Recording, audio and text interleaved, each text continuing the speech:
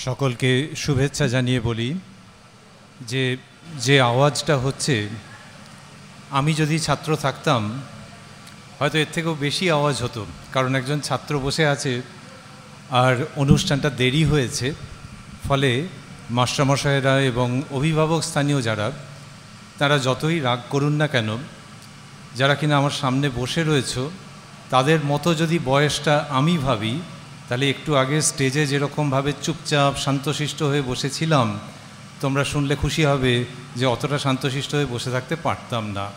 সুতরাং একটু অশান্ত হওয়া, একটু অস্থির হওয়া, একটু কথাবার্তা বলা, এটা অস্বাভাবিক নয়।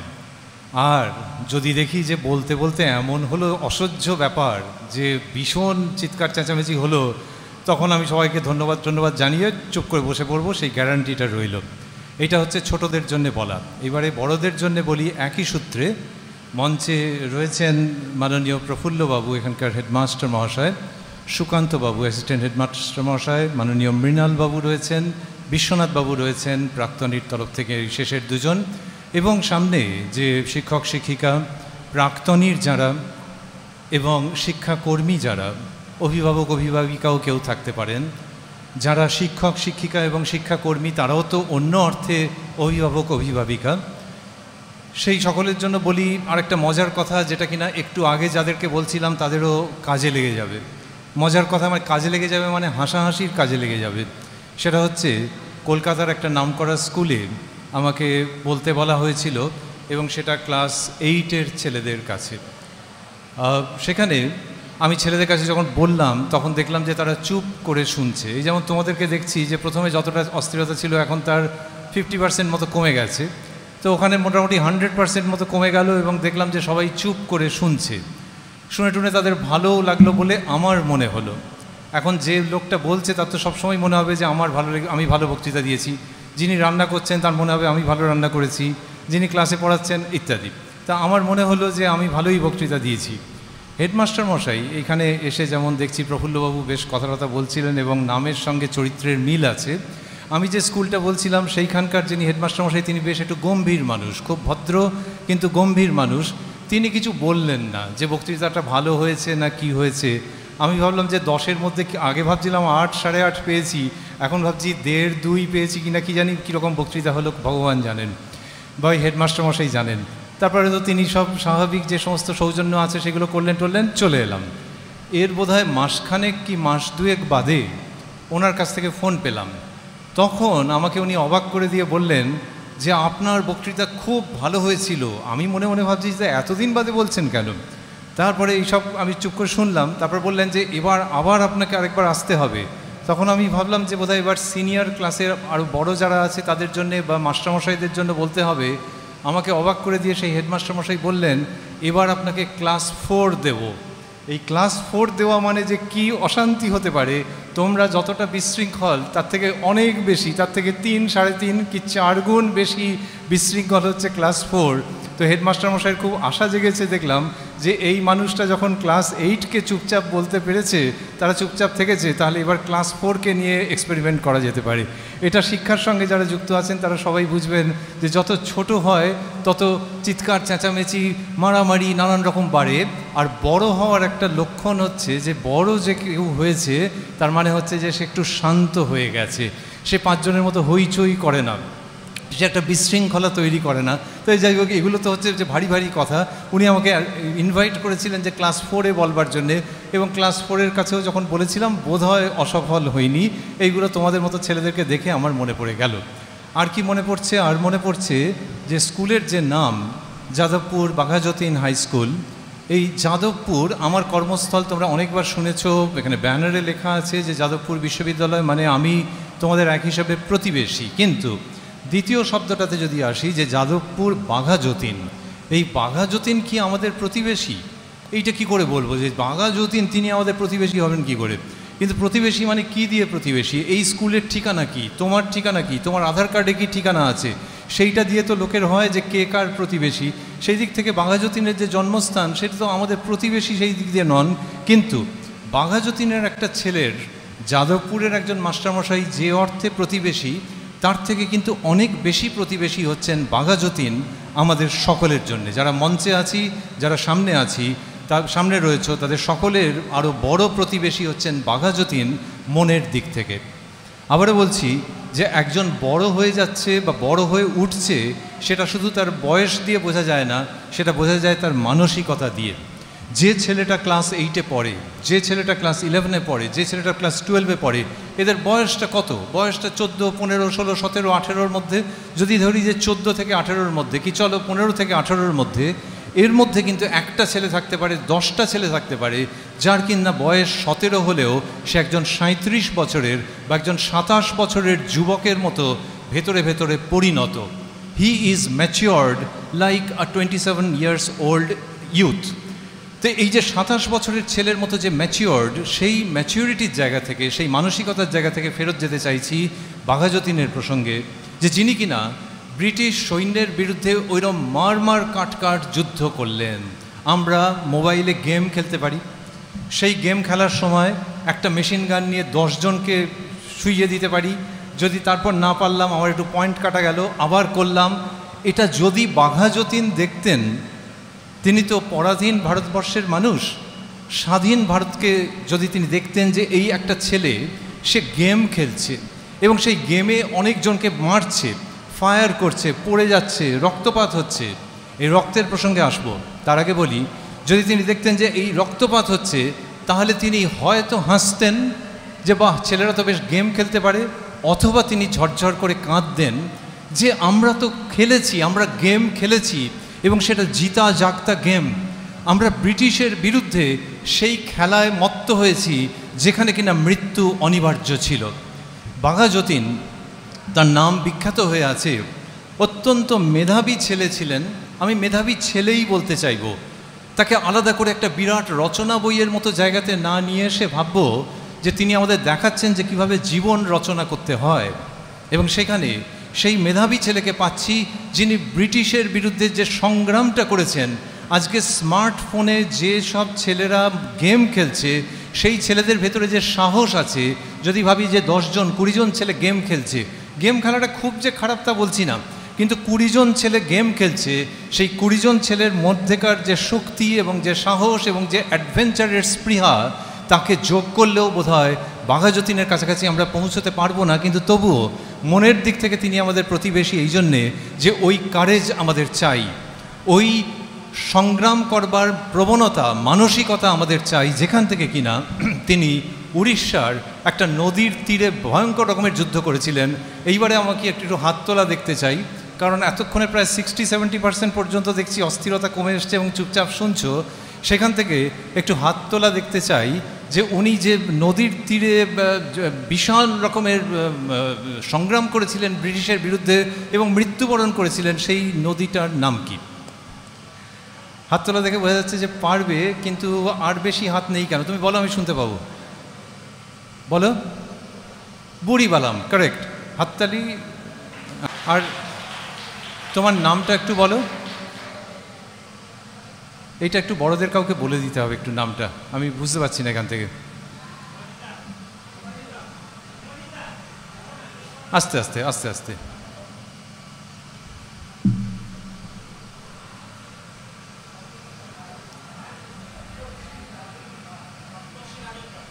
সপ্তর্ষি, সপ্তর্ষি, বেশ। আমি তোমাকে নাম জিজ্ঞেস করলাম এই জন্য একটু দাঁড়িয়ে থাকো, তোমার ছবিও উঠছে, এটা পুরোটা তো ভিডিওগ্রাফট হচ্ছে। তো সপ্তর্ষি যেটা বলেছে, আশেপাশে আরও হাত উঠেছিল, পেছনে হয়তো হাত তোলেনি, অনেক সময় সংকোচ হয় যে তুলবো যদি ভুল হয়ে যায়। সপ্তর্ষি বসো এবার।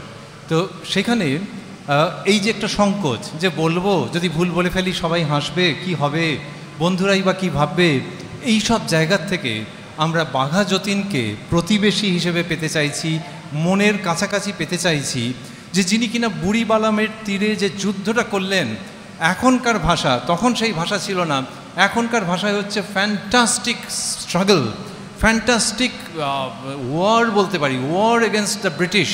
এবং সেখানে জোনা 5 মিলে ওই রক্তক্ষয়ী সংগ্রাম, এবং তারপরে তিনি মৃত্যুবরণ করলেন। মৃত্যুবরণ করলেন মানে যে অবস্থায় পড়ে গেলেন আলটিমেটলি, তখন হিজ আওয়ার্স ওয়ার নাম্বার্ড, যে ইনি আর বেশিক্ষণ বাঁচবেন না। একটা হসপিটালে নিয়ে যাওয়া হলো, ওখানে তিনি শেষ নিঃশ্বাস ত্যাগ করলেন। তার আগে উনি বলেছেন, যখন ব্রিটিশের সঙ্গে যুদ্ধ হচ্ছে, আমাদের যদি হাত পায়ে কোথাও কেটে যায় আমরা ভীষণ রকমের চিন্তিত থাকি, বা পরিবার পরিজন বলতে থাকেন যে এই টেট ভ্যাক নেওয়া আছে, খুব সাবধান, আগে টেট ভ্যাক নাও, ইঞ্জেকশন নাও ইত্যাদি। কোথায় না সামান্য একটুখানি ব্লেডে কেটে গেছে কি কারো অন্য কিছুতে কেটে গেছে, তখন আমরা রক্ত দেখলে ভয় পাই। আর বাঘা যতীন যেটা বলেছিলেন রক্ত দেখে, সেটা কারোর জানা আছে? নিজের শরীরের যে রক্ত, হি ওয়াজ ব্লিডিং প্রফিউজলি। ওই ব্রিটিশের যে গুলি ঝাঁঝরা করে দিচ্ছে, এরা 5 জন কতই বা বুলেটের স্টক, যখন কিনা ঝাঁঝরা করে দিচ্ছে এবং সাংঘাতিকভাবে রক্তপাত হচ্ছে, তখন তিনি যে কথা বলেছিলেন তার জন্য তাকে স্যালিউট। তিনি বলেছিলেন এত রক্ত ছিল, দেশমাতৃকার জন্য প্রত্যেক কটা রক্ত কণা তার পায়ে দিয়ে গেলাম। আবারও হাততালি চাই। এটা চাই এই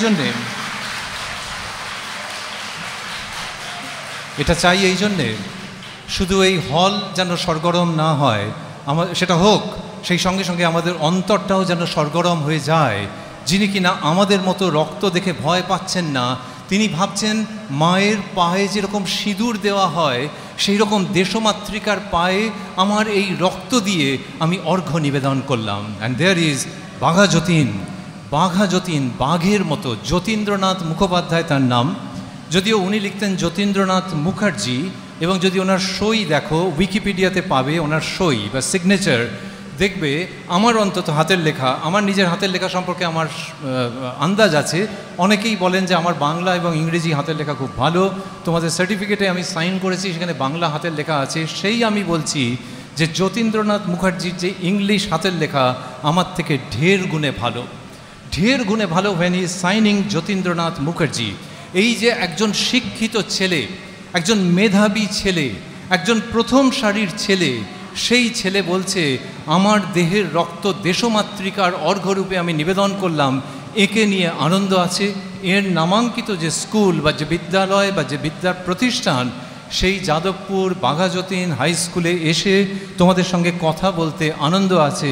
একজন বড় মাপের কেউ এসেছেন, এসে উনি গেস্ট হিসেবে বক্তৃতা দিলেন, এরকমভাবে একবারও তোমরা ভাববে না। আমি তো ভাবছি না, বরং ভাববে দাদার মতো, বন্ধুর মতো একজন তোমাদের সঙ্গে কিছু কথা শেয়ার করতে চাইছেন, যেটা তার মনের কথা। আমাদের ভারতবর্ষে, আমাদের বাঙালিদের মধ্যে, ছেলে মেয়েদের মধ্যে মুশকিল হচ্ছে যে আমরা সাধারণত নিজের ওপরে আস্থা রাখতে পারি না। একটা ছেলে যদি কেউ বড় হয়, তার যদি ফিজিক্সে আগ্রহ থাকে, তার যদি ইকোনমিক্সে আগ্রহ থাকে, তার যদি বাংলা নাটকে আগ্রহ থাকে, এবং সে যদি বেশি কিছু করতে চায়, অন্যরা বলে কি করবি, আর কি বা হবে, ভবিষ্যৎ আর কি বা আছে, এ রাজ্যে কিছু হবে না। এই যে এ রাজ্যে কিছু হবে না, এটা কোন রাজনৈতিক দল থাকার সময় বলছে? দেখা যাবে সব রাজনৈতিক দল থাকার সময় বলছে কিছু লোক যে কিছু হবে না। এই ধরনের যারা রাজনীতি সচেতন মানুষ তাদের কথা আলাদা, কিন্তু একটা বিশাল বড় অংশের মানুষ তারা ঠিক রাজনীতি সচেতন নন, তারা হচ্ছেন নৈরাশ্যবাদী। তোমার বাড়িতে, আমার পরিচিতর মধ্যে, তোমার আত্মীয় স্বজনের মধ্যে অনেককে পাওয়া যাবে যে কিছু হবে না, কিছু হবে নাও বলে না, বলে কিছু হবে না, এইরকম হচ্ছে উচ্চারণ। তো এই যে কিছু হবে না, এই উচ্চারণের মধ্যে থেকে যিনি কিনা কিছু হওয়াতে পারেন, মানুষ তাকেই মনে রাখে। যেমন একজন করেছিলেন, তিনি তামিলনাড়ুতে তার জন্ম, আমি তার অধীনে কাজ করেছি। আমি যাদবপুর বিশ্ববিদ্যালয়ে যোগদান করবার আগে ডিফেন্স রিসার্চ অ্যান্ড ডেভেলপমেন্ট অর্গানাইজেশনে কাজ করেছি as a scientist, DRDO, which comes directly under the ministry of defence, government of India. এবং আমি যখন কাজ করেছি সেই সময় আমি হায়দ্রাবাদে ছিলাম, এবং DRDL হায়দ্রাবাদ তোমাদের কাছে বড় বড় নাম, কিন্তু ডিফেন্স বা প্রতিরক্ষা গবেষণার একটা বিরাট জায়গা। ভারতবর্ষ যেসবগুলোকে নিয়ে সম্মানের সঙ্গে মাথা উঁচু করে থাকতে পারে, যে জায়গাতে কিনা দক্ষিণ ভারতের মানুষ আছেন, উত্তর ভারতের আছেন, পূর্ব ভারতের আছেন, পশ্চিম, সমস্ত জায়গাকার মানুষ রয়েছেন এবং ভারতবর্ষের প্রতিরক্ষা নিয়ে কাজ করছেন, সেই রকম জায়গায় আমি একজন জুনিয়র সায়েন্টিস্ট হিসেবে কাজ করেছিলাম prior to my joining Jadavpur university as a member of the faculty. ওইখানে সেই মানুষটিকে দেখেছিলাম। সেই মানুষটি, তার জন্ম হচ্ছে তামিলনাড়ুতে, এবং একটা দরিদ্র ঘরে জন্ম। দরিদ্র কথাটা একটু ভালো করে বলা, আসলে হতদরিদ্র বা গরিব, অত্যন্ত গরিবস্য গরিব ঘরে তার জন্ম। এবং তার জন্ম হচ্ছে ওই জেলেরা যারা সেই সম্প্রদায়ের মধ্যে জন্ম। এইখানে দাঁড়িয়ে আবার কুইজ নাম্বার 3, যে এইটা কার কথা বলা হচ্ছে। এইবার পেছন থেকে হাত উঠেছে দেখে আমার ভালো লাগছে। হ্যাঁ ইয়ে তুমি সপ্তর্ষি তুমি আগে বলেছো, একটু বসো, তুমি জানো দেখে ভালো লাগছে, একটু মাস্টারমশাই একটু হেল্প নেবো, কে বলতে চাইছে এবং কি উত্তর দিচ্ছে শুনি।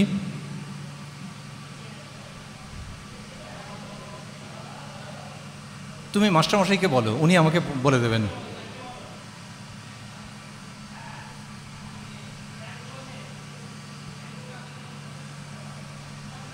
যিনি মাইকে করছেন আপনি হ্যান্ড মাইক নেই না? আচ্ছা ঠিক আছে ঠিক আছে, মাস্টারমশাই আমাকে বলে দিলেই হবে চটপট।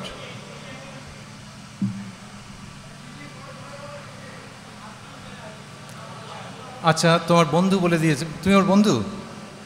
Very good. আচ্ছা ওর নাম কি? না যে বলেছে, ও তুমি বললে তাই তো? ও তোমার নাম বলো। কৃষাণু। আমার মনে হয় পুরোটা বলতেও হবে না, যদি বলি হাত তাহলেই বাকিটা এসে যাবে। এই তো কৃষাণুর জন্যে, ঠিক আছে ভেরি গুড। কৃষাণু বলেছে আচ্ছা দাঁড়িয়ে থাকো, একটু ছবিটা উঠুক। এই দাঁড়িয়ে থাকাটা ভালো, আর যখন স্যাররা বলেন এই দাঁড়িয়ে থাক সেটা খুব বাজে। আবার আমিও কতজনকে বলি, কিন্তু এই দাঁড়িয়ে থাকাটা সম্মানের। আমরা চাই যে এরকমভাবেই নিজের পায়ে আমরা জীবনে দাঁড়িয়ে থাকবো। কৃষাণু যেটি বলেছে, বসো। ডক্টর এপিজে আব্দুল কালাম, আমি তার অধীনে কাজ করেছি যখন আমি হায়দ্রাবাদে ছিলাম, এবং তখন ডক্টর কালাম হচ্ছেন সেখানকার ডিরেক্টর। এই ডক্টর কালাম একটি অতি দরিদ্র, যেটা বলছিলাম অতি দরিদ্র ঘর থেকে তিনি দাঁড়িয়েছেন। মানে আমি মাস্টারমশাইদের কাছে জিজ্ঞাসা করেছি, প্রাক্তনীদের কাছে জিজ্ঞেস করেছি যে ছাত্রদের ব্যাকগ্রাউন্ড কী, তারা কোন ঘর থেকে এসেছে। আমি মোটামুটি নিশ্চিত যে তোমরা যে ঘর থেকে এসেছো সেই ঘরের থেকে অনেক বেশি গরিব ঘর, অনেক বেশি গরিব ঘর, যেখানে সকালে খেতে পেলে রাত্রিরে কি খাবে সেইটা অনিশ্চিত থাকে, সেরকম ঘর থেকে উঠে আসা মানুষ হচ্ছেন ডক্টর এপিজে আব্দুল কালাম, যিনি ভারতবর্ষের প্রাক্তন রাষ্ট্রপতি শুধু নন, সমস্ত পৃথিবী ঘুরেছেন এবং পৃথিবী ঘুরে জেগে জেগে স্বপ্ন দেখেছেন। লোকে ঘুমিয়ে ঘুমিয়ে স্বপ্ন দেখে, উনি জাগ্রত অবস্থায় স্বপ্ন দেখেছেন যে আমাদের ভারতবর্ষের প্রতিরক্ষা ব্যবস্থাকে এমন একটা জায়গায় নিয়ে যেতে হবে যে সারা পৃথিবী তাকে শ্রদ্ধা করবে, সম্ভ্রম করবে, তার সামনে মাথা নত করবে। এই মানুষটি যেখান থেকে উঠে আসছেন, আমরা যারা এই হলের মধ্যে, এই প্রেক্ষাগৃহের মধ্যে আছি, আমাদের কোনো ধারণা নেই যে কোন গরিব ঘর থেকে তিনি উঠে এসছেন, কিন্তু তিনি স্বপ্ন দেখেছেন। ওই স্বপ্নটা আবারও বলছি, ঘুমিয়ে ঘুমিয়ে দেখা রূপকথার স্বপ্ন নয়, জেগে জেগে দেখা স্বপ্ন, যে স্বপ্ন বাস্তব হওয়ার অপেক্ষা রাখে তখনই যখন যে স্বপ্ন দেখছে সে ওর মধ্যে পরিশ্রম ঢেলে দেয়। ডক্টর এপিজে আব্দুল কালাম তিনি লিখছেন তার একটা বইতে, বইটার নাম হচ্ছে খুব ভালো, উইংস অফ ফায়ার। তোমরা যারা মোবাইলে, একটু বাদে মোবাইলের প্রসঙ্গে আসবো, তোমরা যারা মোবাইলে দেখে থাকো উইংস অফ ফায়ার যদি দাও তাহলে পিডিএফ বেরিয়ে আসবে, পয়সা দিয়ে কিনতেও হবে না। সেই বইতে তুমি পাবে যে ডক্টর এপিজে আব্দুল কালাম নিজের সম্পর্কে কি বলছেন। আমি তাকে দেখেছি একেবারে সাধারণ বেশে, আমি তাকে দেখেছি। তো এই উইংস অফ ফায়ারে উনি বলছেন যে আমাদেরকে যিনি পড়াতেন তিনি একদিন ওই প্লবতা সম্পর্কে পড়িয়েছেন। প্রহ্ল শুনলে নিশ্চয়ই ইন্টারেস্টেড হবেন যে ব্যাপারটা কোন দিকে যাচ্ছে। প্লবতা বা বয়ান্সি যাকে বলা হয়, সেইটা সম্পর্কে উনি পড়িয়েছেন যে কিভাবে একটা জিনিস ভেসে থাকে। এই পড়াতে পড়াতে উনি বললেন যে এয়ারক্রাফট বা আকাশযান যেগুলো হয় সেগুলো কিন্তু যা বলছেন আমাদের ভালো লাগছিল না। ডক্টর কালাম নিজেই লিখছেন যে কি বলে যাচ্ছেন আমাদের ভালো লাগছিল না, আমরা কেউ মনোযোগ দিয়ে শুনছিলাম না। এরপর উনি বলছেন যে সেই শিক্ষক মশাই একদিন আমাদেরকে নিয়ে গেলেন। আর তোমরা হয়তো জানো যে তামিলনাড়ুতে সমুদ্র আছে এবং সমুদ্রের ধারে ছোট ছোট পাহাড় আছে। তো এই পাহাড় এবং সমুদ্র ওরকম একটা জায়গায় বেড়াতে নিয়ে গেছেন। এখন বেড়াতে নিয়ে গেলে কে না যেতে চায়। ওইখানে যখন গেছে ছেলেরা ওই মাস্টারমশাইয়ের সঙ্গে, তখন সেই মাস্টারমশাই তাকেও আমরা নমস্কার করি যে কত উচ্চ শ্রেণীর মাস্টারমশাই, আমাদের মধ্যে যত এই গুণ থাকবে তত আমরা আরও সমৃদ্ধ হব। তিনি নিয়ে গিয়ে কী করেছেন, তিনি বলছেন ওই দেখো দেখো। ছেলেরা তখন দেখছে যে সমুদ্রের ঢেউগুলো এসে ওই পাহাড়ের গায়ে ছলাৎ ছলাৎ করে পড়ছে, আওয়াজ হচ্ছে তার। আর যেই আওয়াজ হচ্ছে তখনই ওখানে যে পাখিগুলো বসে আছে সেগুলো ফরফর ফরফর করে উড়ে যাচ্ছে। আবার ঢেউ যেই সরে যাচ্ছে পাখিগুলো এসে বসছে, আবার ঢেউ যেই লাগছে গায়ে আওয়াজ হচ্ছে ওরা উড়ে যাচ্ছে। তো দেখতে খুব ভালো লাগছে। আর স্যারও রয়েছেন। সেই সময় উনি বললেন যে এই পাখিগুলো কিভাবে উড়ে যাচ্ছে জানো, এদের এই যে পাখাটা সেটা দিয়ে যখন এই করতে করতে করতে করতে যখন উনি বোঝাচ্ছেন, ডক্টর কালাম বলছেন যে পাখি কিভাবে ওড়ে আমরা ধরতেই পারলাম না যে সময়টা কিভাবে বেরিয়ে গেল। এবং কি চমৎকারভাবে উনি আমাদের সেই বিজ্ঞানটা শেখালেন যে পাখি কিভাবে ওড়ে। যেটা কিনা ক্লাসে শুনতে যা তা লাগছিল, ভালো লাগছিল না, প্লবতা এবং ড্র্যাগ এবং লিফট যেগুলোকে আমরা বলি, বয়ান্সি, ড্র্যাগ, লিফট, এই সমস্ত জিনিস যখন ওই পাখিগুলোকে দিয়ে উনি বোঝালেন, একেবারে হৃদয়ঙ্গম হয়ে গেল। আর আমার মনে, ডক্টর কালাম বলছেন যে আমার মনে সেই দিন থেকে স্বপ্ন জাগলো একজন এরোনটিক্যাল ইঞ্জিনিয়ার হওয়ার বা মহাকাশ বিজ্ঞানী হওয়ার। তোমরা হয়তো অনেকে জানো, কিন্তু সকলের জানার কথা নয় যে ডক্টর এপিজে আব্দুল কালাম একজন মহাকাশ বিজ্ঞানী। অনেক সময় সোশ্যাল মিডিয়াতে বলা হয় যে তিনি একজন পরমাণু বিজ্ঞানী, তা নয়। পরমাণুর বিজ্ঞান সম্পর্কে তার অগাধ জ্ঞান, কিন্তু তিনি আসলে তার ডিগ্রিটা হচ্ছে এরোনটিক্যাল ইঞ্জিনিয়ারিংয়ের। তো উনি বলছেন যে এই পাখি কীভাবে ওড়ে সেটা যখন শিখলাম, তখন থেকে আমার ওই এরোনটিক্যাল ইঞ্জিনিয়ার হওয়ার স্বপ্ন হলো। এবং সেই ডক্টর কালাম, তোমাদের কাছে আর বেশি বলবো না, কিন্তু এইটুকুনি বলতে চাইবো যে সেই ডক্টর কালাম কি করলেন, তিনি ওই প্রতিরক্ষা গবেষণায় গেলেন। প্রথমে কলেজের পড়া সম্পন্ন করলেন, তারপরে ইসরোতে জয়েন করলেন, ইসরো থেকে ডিআরডিওতে জয়েন করলেন, এবং তাকে ভারতবর্ষের মিসাইল প্রযুক্তির জনক বলা হয়। ইংরেজিতে আছে 5টা শব্দ, IGMDP, integrated guided missile development program, তার হচ্ছে তিনি জনক। এই যে ডক্টর কালামের কথা বলছি, সেটা তোমাদের কাছে এই জন্য বলছি যে একদম সাধারণ অবস্থা থেকে একটা মানুষ পাখির চোখের মতো ঠিক করেছে, যে একটা পাখির চোখ, তাকে যদি কেউ ভাবে যে ঠিক ওই চোখটাই হচ্ছে আমার টার্গেট, ঠিক সেই রকমভাবে তিনি ঠিক করেছেন যে আমাকে এরোনটিক্যাল ইঞ্জিনিয়ার হতে হবে। যে কিনা একটা জেলেদের ঘরের মানুষ, ধীবরের সন্তান, সেই পরিবারের মানুষ, সেই তাদের ছেলে এরোনটিক্যাল ইঞ্জিনিয়ার হবে। ওর বাড়ির কেউ বোধহয় এরোনটিক্যাল শব্দটা বানান করে লিখতে পারতেন কিনা সন্দেহ। তাদের প্রতি পূর্ণ শ্রদ্ধা রেখেও এটা আমরা স্মরণ করছি যে সেই ঘরের ছেলে এরোনটিক্যাল ইঞ্জিনিয়ার হচ্ছেন, মানেই হলো যে মানুষের ভেতরে যদি সেই দম থাকে, মানুষের মধ্যে যদি সেই সাধনা থাকে, মানুষের মধ্যে সেই প্রচণ্ড যদি একটা, এমনিতে বলতে গেলে গোয়ার্তুমিটা খারাপ জিনিস, কিন্তু ভালোভাবে যখন সেটা আসে, একটা দৃঢ় প্রত্যয় তৈরি হয় যে আমি জাগবই জাগবো। ইংলিশ গানে আছে উই শ্যাল ওভারকাম, এবং that starts with I shall overcome, যে আমি জীবনের সমস্ত বাধা বিপত্তিকে অতিক্রম করে একটা জায়গায় পৌঁছবো। ডক্টর এপিজে আব্দুল কালাম হচ্ছেন তার মূর্ত দৃষ্টান্ত। বলছিলাম মোবাইলের কথা বলবো। আমাদের উন্নতির পথে আমরা দেখি যে কতগুলো দারুণ দারুণ জিনিস এসছে, যেটা ডক্টর কালামের সময় ভাবা যেত না। তাকে বইপত্র কিনতে হয়েছে, ধার করে করে পড়তে হয়েছে, লোকের কাছ থেকে প্রায় ভিক্ষা নিয়ে পড়তে হয়েছে। সেইখানে এখন একটা জিনিস এসে গেছে, যেটা হচ্ছে মোবাইল ফোন। এই মোবাইল ফোন আমাদের যে কতটা উপকার করে সেটা অন্তত ছেলেদেরকে বুঝিয়ে বলবার অপেক্ষা রাখে না। আমি ইঞ্জিনিয়ারিংয়ে আছি, এবং ইঞ্জিনিয়ারিংয়ের খুব অ্যাডভান্সড কোনো জায়গা যদি চট করে ভাবি যে কালকে গিয়ে লাইব্রেরিতে বইটা পাবো, কিন্তু আজকে আমার এক্ষুনি দরকার, তখন আমি নেট থেকে বলো, আর্টিফিশিয়াল ইন্টেলিজেন্সের সাহায্যে বলো, অন্য কোনো সফটওয়্যার থেকে বলো, এত তথ্য পাচ্ছি যেটা অসাধারণ। ইউটিউব থেকে ছেলেরা অনেক কিছু শিখছে, অন্যান্য জায়গা থেকে শিখছে। এই মোবাইল ফোন, আগে আমরা বলতাম স্কুলের শিক্ষক, গৃহশিক্ষক, আর এই সাইবার শিক্ষক, যেখানে কিনা আমি মোবাইল ফোনের মাধ্যমে পাচ্ছি এবং সেখান থেকে আমি শিখছি। হয়তো দেখছি স্কুলের শিক্ষক শিক্ষিকারা যা শিখিয়েছেন সেইটাই শিখছি, শুধু উনি একটা পিরিয়ডের মধ্যে যেটা বলতে বাধ্য হয়েছিলেন, এবার আবার পরের পিরিয়ডে পরের জিনিস বলতে হবে, সেটাই আমি হয়তো একটা 1 ঘন্টার ভিডিওতে খুব বিস্তৃতভাবে দেখছি। কি সায়েন্সের ক্ষেত্রে একটা কোনো এক্সপেরিমেন্ট দেখতে পাচ্ছি। It is so nice. এই সো নাইস যেটা, সেইটার সঙ্গে সঙ্গে যেটা থেকে যাচ্ছে সেটা হলো একটা ভয়ের জায়গা হচ্ছে যে যখন কোনো জিনিস উপকার করে তখন সেটা দিয়ে অপকারও হতে পারে। আমার কাছে যদি একটা দাড়ি কামানোর রেজার থাকে, সেই রেজার দিয়ে আমি নিজেকে পরিষ্কার রাখতে পারি, আবার এদিক ওদিক হয়ে গেলে সেই রেজারটা দিয়ে কেটেও যেতে পারে। তাহলে কোনো জিনিস উপকারের যদি হয় সেটা অপকারও করতে পারে। এই মোবাইল ফোন হচ্ছে সেই রকমই উপকারী একটা জিনিস, যেটা কিনা আমার জীবনের প্রতিবন্ধকগুলোকে কচকচ করে কেটে দিতে পারে, আমার যাত্রাপথ সুগম করতে পারে, আবার আমি যদি অসাবধান থাকি আমার গলা কেটে দিতে পারে। এই গলা কেটে দেওয়ার জায়গাতে আসতে চাইবো, সেটা হচ্ছে যে মোবাইল ফোনকে যদি আমি ঠিকমতো ব্যবহার করতে না পারি, তাহলে that will do tremendous harm to me. প্রথম যে হার্মটা হয়, প্রথম যে ক্ষতিটা হয়, সেটা হচ্ছে চোখের ক্ষতি হয়ে যায়। এবং লোকে বলে যে তোমার সবচেয়ে বড় শত্রু তোমাকে যেটা না করতে পারবে সেটা তোমার পকেটে রাখা জিনিসটা তোমার করে দিতে পারবে, বা তোমার ব্যাগের মধ্যে রাখা জিনিসটা করতে পারবে।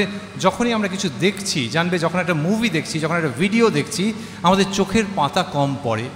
যখনই আমরা কিছু দেখছি লোকে বলে হাঁ করে দেখছে, সত্যি সত্যি তাই, আমরা ওইরকমভাবে অবাক হয়ে দেখি, অবাক, কোনো কথা নেই, এবং সেই সঙ্গে সঙ্গে চোখের পাতা পড়ে না।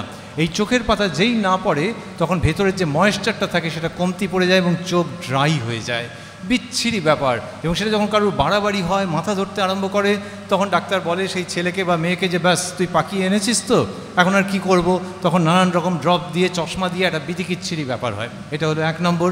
2 নম্বর হচ্ছে শুয়ে শুয়ে মোবাইল করছি, অনেকক্ষণ ধরে ধরে আছি। এবার ভগবান আমাদের যে হাতটা দিয়েছেন, যে পেশিগুলো দিয়েছেন, তাদের তো একটা ক্ষমতা আছে। অনেকক্ষণ ধরে যখন এরকম একটা বিদঘুটে পজিশনে ধরে রয়েছি, তখন কি হয়, পেশিগুলো এবং যে স্নায়ুগুলো সেগুলো স্ট্রেনড হতে আরম্ভ করে। তখন তার বেশিক্ষণ ধরে কাজ করলে তার একটা ঘুম ঘুম পায়, খিটখিটে মেজাজ হয়ে যায়। আর সবচেয়ে বড় ক্ষতি যেটা, সেটা হচ্ছে যে আমি ভূগোল পড়ি, আমি ভৌতবিজ্ঞান পড়ি, আমি অঙ্ক করি, আমি ইংলিশ পোয়েম মুখস্থ করি, আমি যাই করতে যাব না কেন, ওই যে বলছিলাম কচকচ করে কেটে দেয়, আনফর্চুনেটলি আমার মনোযোগকে কচকচ করে কেটে দিতে থাকে মোবাইল ফোন। দিয়ে মোবাইল এবং দিয়ে মনোযোগ, এই মোবাইল কি করে, মনোযোগকে কেটে দেয়।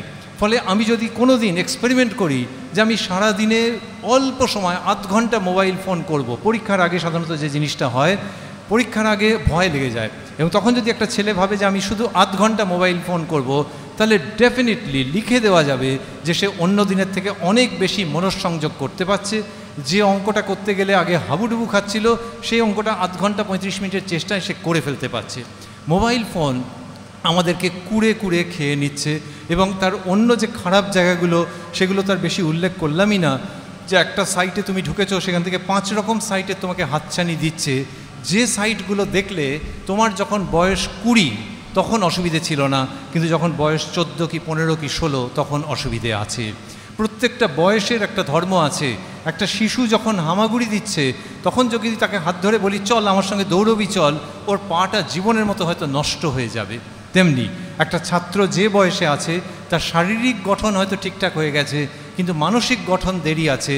তাকে যদি বলি যে একটা বড়দের সাইটে চাই, তাহলে মানসিকভাবে তার যে গঠন সেটা চিরতরে প্যারালাইজড হয়ে যাবে।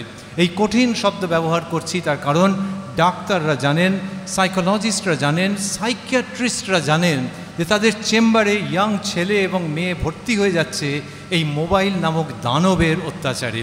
আমি যখন মোবাইলে স্ট্যাটাস দেখছি আমার কোনো বন্ধুর বা কোনো বান্ধবীর বা আরেকজনকেও আমার সমবয়সী প্রায়, আর যখন দেখছি যে সে একটা বিরাট কিছু করেছে, বহু ছেলে এবং মেয়ে আছে যে কিনা সেটা দেখে ডিপ্রেসড হয়ে যাচ্ছে, যে ও এত দূর করে ফেললো, আমি পারলাম না। এই ডিপ্রেশনটা কুড়ে কুড়ে খাচ্ছে ছেলেদের এবং মেয়েদেরকে। কিন্তু সেই ছেলে এবং সেই মেয়ের পাশে বসে যদি আমি বোঝাই যে দেখো তুমি তোমার জীবনে যতটা করেছো এটা তো বহু ছেলে মেয়ে করেনি, সুতরাং তুমি অনেকটা পথ এগিয়ে এসছো, আরেকটু ধৈর্য ধরো, আরও বহু পথ এগোবে, বাট প্লিজ তোমার এই বন্ধু কি বান্ধবী সে কি করেছে সেই ছবির সঙ্গে মিলিয়ে নিজেকে খাটো করো না, নিজের পরিবারকে খাটো করো না, তখন সে জেগে উঠবে। এই জাগরণটা নষ্ট করে দিচ্ছে mobile phone, because we are comparing all the time with other people around us and we are getting depressed in the process. সেইটা যাতে না হয় ওই জন্য মোবাইল ফোন সম্পর্কে খুব সাবধান যে আমি এটাকে ব্যবহার করব, কিন্তু ব্যবহার করবো লোকে বলে পয়সা উসুল করে নেব, যে আমার শিক্ষক শিক্ষিকা আমার পিতামাতার কাছ থেকে যা পেয়েছি আরও জিনিস পাবো এবং পয়সা উসুল করে নেব, কিন্তু আমি প্রিভেন্ট করবো, আমি আটকাবো যে মোবাইল ফোন যেন আমার পয়সা খেতে না পারে, আমাকে যেন চোখের ডাক্তারের কাছে, হাড়ের ডাক্তারের কাছে বা অন্য কোনো ডাক্তারের কাছে গিয়ে আমার পয়সা দিয়ে আসতে না হয়। সুতরাং let mobile phone be a very constructive friend in your house, in your family, in your society. এইভাবে করে মোবাইল ফোনকে ব্যবহার করতে হবে। আমরা কোথায় আছি? আমরা আছি এই আলোচনার মধ্যে যে একটা সাধারণ ঘরের ছেলে মেয়ে। অ্যাকচুয়ালি সাধারণ ঘর যদি বলি, এই মাস্টারমশাইরা রয়েছেন, বড়রা রয়েছেন, অনেকেই হয়তো আপত্তি করবেন যে আপনি সাধারণ বলছেন কেন। সাধারণ মানে হয়তো একটা ইনকামের দিক থেকে সাধারণ, মানে যিনি আপত্তি করবেন আমি তার সঙ্গে সহমত হব। সেটা হচ্ছে যে ইনকামের দিক থেকে হয়তো সাধারণ, কিন্তু ভেতরে কার কি আগুন জ্বলছে সেটা জানি না, এবং যে কোনো ছেলে বা মেয়ের মধ্যে হয়তো সেই অসাধারণ প্রতিভা রয়েছে। সুতরাং আমরা আমাদের ইনকামের যে স্ট্যাটাস, আমাদের পদবি, আমরা কোন জায়গার থেকে এসেছি, সেগুলোকে সব ছেড়ে দিচ্ছি, দিয়ে ভাবছি আমার ভেতরে কি আছে এবং আমি সেটার বিকাশ ঘটাতে পারি কি না। স্বামী বিবেকানন্দ বলছেন যে এই বিকাশ ঘটনাটাই হচ্ছে শিক্ষা। উনি বলছেন যে বিকাশ কোনটা? উনি বলছেন যে মানুষের ভেতরে প্রথম থেকেই পূর্ণতা আছে। কি অদ্ভুত শব্দ, এবং ইংলিশটাও মনে হয় যেন এবারে কবিতার মতো। উনি বলছেন যে এডুকেশন, শিক্ষা সম্পর্কে বলছেন, আমার প্রায় বাংলা করার দরকারই করবে না, তবু একটু করব। Education is the manifestation of the perfection already in man. শেষেরটাকে দিয়ে যদি শুরু করি, মানুষের মধ্যে প্রথম থেকেই যে পারফেকশন বা পূর্ণতা আছে সেটার বিকাশের নামই হচ্ছে শিক্ষা। অদ্ভুত কথা। মানে যে ছেলেটা গান গাইতে জানে, যে ছেলেটা তবলা বাজাতে জানে, যে ছেলেটা অদ্ভুত কায়দায় ইন্টিগ্রেশন করে দেয়, এই ছেলেগুলোর ওর ওই গান গাওয়া, তবলা বাজানো, ইন্টিগ্রেশন করা, ছন্দে ছন্দে কবিতা লেখা, এটাকে যদি আমি ফুটিয়ে তুলতে পারি তাহলে জানতে হবে আমি একজন সত্যিকারের শিক্ষক। আর ওই ফুটিয়ে তোলার যে পদ্ধতি তাকে বলা হচ্ছে শিক্ষা। এইটা বলছেন স্বামী বিবেকানন্দ। সেই জন্য এই শিক্ষাঙ্গনে এসে আমরা ভাবছি একটা ছেলে বা মেয়ে নেই যে কিনা যার ভেতরে কোনো না কোনো সুপ্ত প্রতিভা নেই। সুপ্ত প্রতিভা প্রত্যেকের মধ্যে আছে এবং একজনের থেকে আরেকজনের তফাৎ আছে।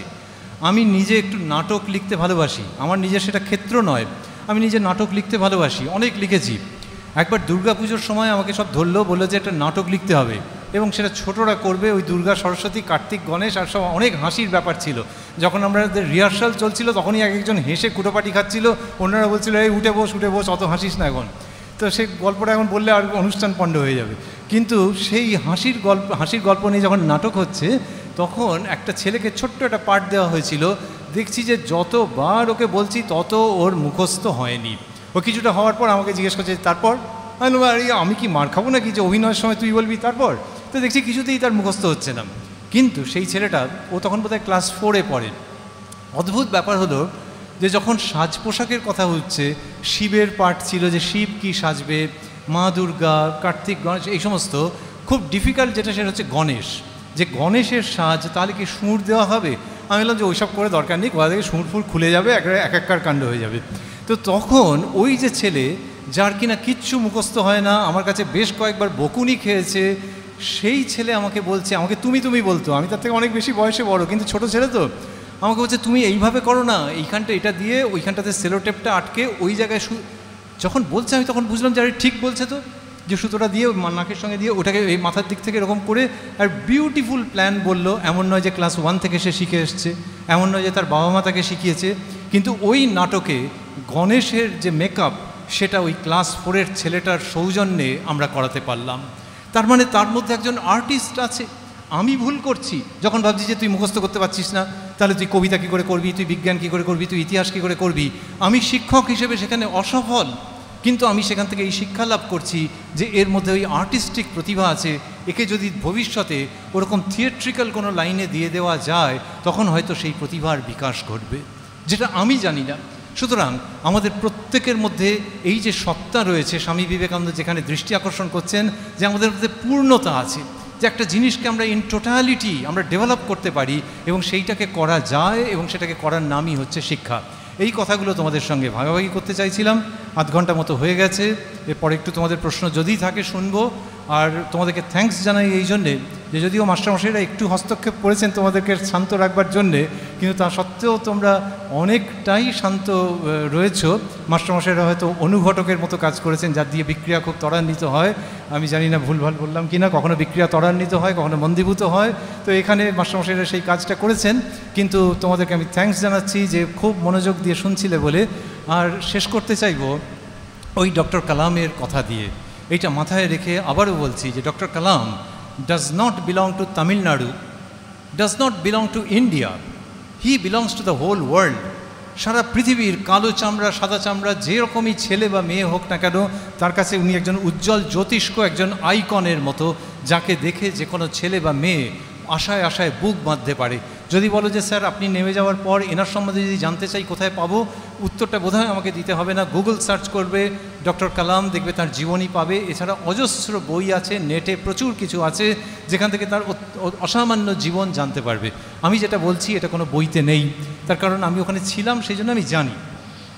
সেটা হচ্ছে যে যখন ভারতবর্ষের ওই মিসাইল যেগুলো থাকে, তার মধ্যে জানো যে কতগুলো মিসাইল হয় যেটাকে বলে ইন্টারকন্টিনেন্টাল, হ্যাঁ, একটা কন্টিনেন্ট থেকে একটা মহাদেশ থেকে আরেকটা মহাদেশে যাবে, আন্তর্মহাদেশীয় ক্ষেপণাস্ত্র বলা যেতে পারে। তো ইন্টারকন্টিনেন্টাল যে মিসাইল হয়, সেই মিসাইল কি করে, হুশ করে উড়ে যায় এবং উড়ে গিয়ে বায়ুমণ্ডল, আমাদের বায়ুমণ্ডল কতটা আছে কেউ বলতে পারবে? খুব চটপট, কত কিলোমিটার মতো? আচ্ছা, এবার সময় নষ্ট করবো না, ফিউ কিলোমিটার, 6-7 কিলোমিটার মতো ধরো আছে, তারপর বায়ুমণ্ডল শেষ। বায়ুমণ্ডল শেষ এবং ওই মিসাইল কী করে বায়ুমণ্ডলকে অতিক্রম করে যায়। ক্লাস 11-এর ছেলেরা জানবে যে প্রাস বলে আছে, প্রজেক্টাইল বলে, কতকটা প্রজেক্টাইলের মতো একটা বেগ এরকম গিয়ে একটা লক্ষ্যবস্তুতে চলে যাচ্ছে। এখন যখন ওই বায়ুমণ্ডলকে ছাড়িয়ে যায়, দ্যাট ইজ নাইস, কিন্তু তারপরে যখন প্রচণ্ড বেগে যখন সেটা ঊর্ধ্ব আকাশে থাকে, তারপর যখন বায়ুমণ্ডলে ঢোকে, তখন যে ঘর্ষণটা হয়, সেই ঘর্ষণে তার নাকটা গলে যেতে পারে। নাকটা মানে মিসাইলের সামনের দিকটা, ওই প্রচণ্ড ঘর্ষণের ফলে একেবারে গলে গিয়ে পৃথিবীতে পড়বে, এরকম গোছের ব্যবস্থা হয়। যে তাতে করে ওই ক্ষেপণাস্ত্রের শেষ, সর্বনাশ। তাহলে ওই ক্ষেপণাস্ত্রের যে নোজ, সেই নোজটার জন্য দরকার হয় একটা খুব উচ্চ গলনাঙ্কের কিছু একটা। এবার উচ্চ গলনাঙ্কের কিছু করতে গেলে তার ঝামেলা হচ্ছে যে উচ্চ গলনাঙ্কের করতে গেলাম, কিন্তু এত ভারী হয়ে গেল যে মিসাইলের ওজনটা হয়তো বেড়ে গেল। তা সেটা হলে তো আরেক রকমের মুশকিল হয়ে যাবে। সেই কারণে কি করে, আমি টাইম দিয়ে রেখেছিলাম যে কখন শেষ করব। তো মিসাইলের যখন এই উচ্চ গলনাঙ্কের কোনো জিনিস যদি আমি দিতে চাই, তাহলে অত্যন্ত ওজন বেড়ে যেতে পারে। সেই কারণে এই শেষেতে তোমাদের যেটা বলছি সেটা হলো, এই রকম পদার্থের অনুসন্ধান করা হচ্ছিল যেটা কিনা হালকা হবে কিন্তু খুব স্ট্রং হবে। এই হালকা এবং স্ট্রং এটা পাওয়া একটু মুশকিল। একটা কোনো গবেষণাগারে ওটাকে উদ্ভাবন করা হয়েছিল যে very light weight and at the same time very strong. সেইটা করবার পর ডক্টর কালামকে নেমন্তন্ন করা হয়েছিল। নেমন্তন্ন করা, এখানে যেমন আজকে আমাকে নেমন্তন্ন করা হয়েছে যে ছেলেদের কাছে কিছু বলবার জন্যে, আর ওনাকেও নেমন্তন্ন করা হয়েছিল, কিন্তু কারণটা অন্য। সেটা হচ্ছে ওই গবেষণাগারে উচ্চ গলনাঙ্কের স্ট্রং মেটেরিয়াল তৈরি করা হয়েছে যেটা খুব হালকা, সেটা যেন উনি এসে দেখেন, উদ্বোধন করেন এবং সংশ্লিষ্ট বিজ্ঞানীদের সঙ্গে আলাপ করেন। এই কারণে ডক্টর কালাম উনি যখন গেলেন এবং গিয়ে যখন ওটা দেখলেন, দেখে উনি অভিভূত হয়ে গেলেন। যারা যুক্ত আছেন তাদেরকে কনগ্র্যাচুলেট করলেন। তারপরে যেটা বললেন সেটা শুনলে এই হলের প্রত্যেকে ছোট বড় চমকে উঠবে। বড়দের হয়তো কারো কারো জানা থাকতে পারে বা সবার থাকতে পারে, কিন্তু চমকে ওঠার মতো ঘটনা এমনিতে। সেটা হচ্ছে উনি ওইটা দেখে বললেন যে আচ্ছা, এই যে জিনিসটা তৈরি হয়েছে এটা দিয়ে অমুকটা তৈরি হয় না? হোয়াট ইজ দ্যাট অমুকটা? অমুকটা হচ্ছে যে সমস্ত শারীরিকভাবে বিকলাঙ্গ ছেলেমেয়ে, তাদের যে ক্রাচ নিয়ে হাঁটে তারা, ওই ক্রাচটাতে ডক্টর কালাম বলছেন যে এই মেটেরিয়ালটা ব্যবহার করা যায় না। তোমরা হয়তো জানো এমনিতে আগেকার যে কাঠের ক্রাচ হতো প্রচণ্ড ভারী হতো, এবং একটা বাচ্চা ছেলে বা মেয়ে তার যে ওজন বোধহয় তার থেকেও বেশি হতো। ওনার মধ্যে ওই যে বলছিলাম জেগে জেগে চোখ খোলা অবস্থায় স্বপ্ন দেখেন তিনি এই স্বপ্নটা দেখছেন যে এটা দিয়ে ছেলে মেয়েদের ক্রাচ তৈরি করা যায় না। বলতে সঙ্গে সঙ্গে সাড়া পড়ে গেল এবং তারপরে ওইটা নিয়ে গবেষণা হলো এবং ডক্টর কালামের পদ্ধতিতে দেখানো দিশায় সেই ক্রাচ তৈরি হলো। অল্প বয়সের যে ছেলেমেয়েরা যারা কিনা শারীরিক প্রতিবন্ধী, তাদের জন্য ওই ক্রাচ তৈরি হয়েছে। ওটাকে বলে এফআরও, ফ্লোর রিয়াকশন অর্থোসিস। সেই পদ্ধতিতে ওই ক্রাচ তৈরি হয়েছে, যেটা দিয়ে ছেলে মেয়েদের জীবন বদলে গেছে যাদের কিনা ওই শারীরিক অসুবিধা রয়েছে। এবারে একটা সাংবাদিক সম্মেলনে ডক্টর কালামকে বলা হয়েছিল, একটি মেয়ে তার ইন্টারভিউ নিচ্ছিল এবং ইন্টারভিউ নিতে একেবারে শেষের দিকে বলেছে চটপট কয়েকটা প্রশ্ন। অনেক সময় করা হয় না যে আপনি কি খেতে ভালোবাসেন, আপনি কোন রঙের জামা পরতে ভালোবাসেন। ইনসিডেন্টালি জামার কথা এলো যখন শেষের দিকে বলি, আমি প্রায় চিরকাল ওনাকে দেখেছি একটা নীলচে রঙের জামা, একটা তাও কি চাপা নীল রঙের জামা, আর একটা কালচে রঙের প্যান্ট, যেটা ওই জামার সঙ্গে কিছুতেই ম্যাচ করে না। ওই জামা এবং ওই প্যান্ট পরে সেই মানুষটা সমগ্র পৃথিবীর মানুষের দৃষ্টি আকর্ষণ করেছেন। ওনার 3-4 সেট মাত্র জামা ছিল, এই জামা প্যান্ট ছিল এই অকৃতদার মানুষটির। তো ওকে যখন ওই ইন্টারভিউতে ওই মেয়েটি জিজ্ঞেস করছে যে আপনি কি খেতে ভালোবাসেন ইত্যাদি ইত্যাদি, উনি হেসে হেসে অল্প অল্প করে উত্তর দিচ্ছেন। তারপরে বলছে যে আপনার জীবনের সবচেয়ে আনন্দের মুহূর্ত স্যার কোনটা? তখন উনি বলেছিলেন, উনি তো আর ওইরকম এক কথায় উত্তর দেবো ওইরকমভাবে বলবেন না। উনি বলেছিলেন যে জানেন, আমার সবচেয়ে আনন্দের মুহূর্ত হচ্ছে যে ওই স্প্যাস্টিক চিলড্রেনদের জন্যে, অর্থাৎ ওই হ্যান্ডিক্যাপ চিলড্রেনদের জন্য, এখন আমরা বলি স্পেশালি এবলড, তো সেই ছেলে মেয়েদের জন্য একটা অনুষ্ঠান আয়োজিত হয়েছিল। সেই অনুষ্ঠানে ওদেরকে ক্রাচ দেওয়া হয়েছিল, যে ক্রাচটা ডিআরডিও থেকে তৈরি করা হয়েছিল। অনুষ্ঠানটা যখন শেষ হয়ে গেছে তখন একটা বাচ্চা মেয়ে ওই ক্রাচটা নিয়ে যাচ্ছিল। মানে ভাবো কত দুঃখের দৃশ্য যে একটা বাচ্চা মেয়ে সেই অবস্থাতেই তার পঙ্গুত্ব এসে গেছে, সে কোনোদিন স্বাভাবিকভাবে হাঁটতে পারবে না। ডক্টর কালাম বলছেন যে ওই মেয়েটা ওই ক্রাচটা নিয়ে হাঁটছিল, খুব লাইট ওয়েট, তো ফলে তার আনন্দ হচ্ছিল, সে এতদিন পায়নি, আজকে পেয়েছে। ওইটা নিয়ে হাঁটতে হাঁটতে জানেন ওই মেয়েটা একবার আমার দিকে একটু ফিরে তাকিয়ে ফিক করে হেসেছিল। ওইটা আমার জীবনের সবচেয়ে আনন্দের মুহূর্ত। এটা বলছেন ডক্টর কালাম, যিনি কিনা একই সঙ্গে একজন বিজ্ঞানী, একই সঙ্গে একজন মানব দরদি মানুষ, যিনি মানুষের দুঃখ বোঝেন। ওই যে একটা সাধারণ ঘর থেকে উঠে এসছেন অসাধারণ স্বপ্ন নিয়ে। তার স্বপ্নের অন্যতম জায়গা হচ্ছে যে লোকে যাদেরকে সাধারণ বলে আমি তাদেরকে অসাধারণ জায়গায় পরিণত করব। আজকে যাদবপুর বাঘাযতীন হাই স্কুলে এসে এই কথাগুলো তোমাদের সঙ্গে ভাবতে ভালো লাগলো। আর ভালো লাগছে এইটা ভাবতে, ওই যে বলছিলাম যে বাঘাযতীন আমাদের প্রতিবেশী। বাঘাযতীন আমরা যেখানেই থাকি না কেন, শ্রীযুক্ত যতীন্দ্রনাথ মুখোপাধ্যায় বাঘাযতীন আমাদের প্রতিবেশী। তিনি ব্রিটিশের বিরুদ্ধে ফাইট করেছিলেন, অনেক বুলেটের বিরুদ্ধে ফাইট করেছিলেন। আমরা তাঁদের আশীর্বাদে পুষ্ট, তাঁদের আত্মদানে আমরা সমৃদ্ধ, তাঁদের আত্মদানে আমরা জীবিত। আর আমরা ভাবতে চাইব যে তিনি যেমন ওই ব্রিটিশের বুলেটের বিরুদ্ধে একা সংগ্রাম করেছেন সহযোগীদের নিয়ে, এবং ভারত মাতার মুখোজ্জ্বল করেছেন, বঙ্গের মুখোজ্জ্বল করেছেন, ভারতবর্ষের মুখোজ্জ্বল করেছেন, ঠিক সেই রকমভাবে আমরাও যেন তাঁর দেখানো পথে মুখোজ্জ্বল করতে পারি বঙ্গভূমির তথা ভারতবর্ষের। কোন দেখানো পথে? আমাদের যা যা প্রতিবন্ধকতা আছে, আমাদের সাংসারিক প্রতিবন্ধকতা, লেখাপড়ার ক্ষেত্রে প্রতিবন্ধকতা, সমাজের প্রতিবন্ধকতা, রাজনৈতিক প্রতিবন্ধকতা, এগুলোর বিরুদ্ধে যেন আমরা বাঘের মতো, বীরের মতো সংগ্রাম করে নিজে দাঁড়াতে পারি, শিক্ষক শিক্ষিকা, অভিভাবক অভিভাবিকাদের গর্বিত করতে পারি, বাবা মাকে গর্বিত করতে পারি, এবং দেশ ও সমাজকে গর্বিত করতে পারি। যখন এরকম পারব তখন জানব যে ভারত আবার জগত সভায় শ্রেষ্ঠ আসনও লবে, এবং সেই ভারতে বাঘাযতীন এবং আমরা নিকট প্রতিবেশী, এইটা ভেবে গর্ব ও আনন্দ উপভোগ করব। ধন্যবাদ, নমস্কার।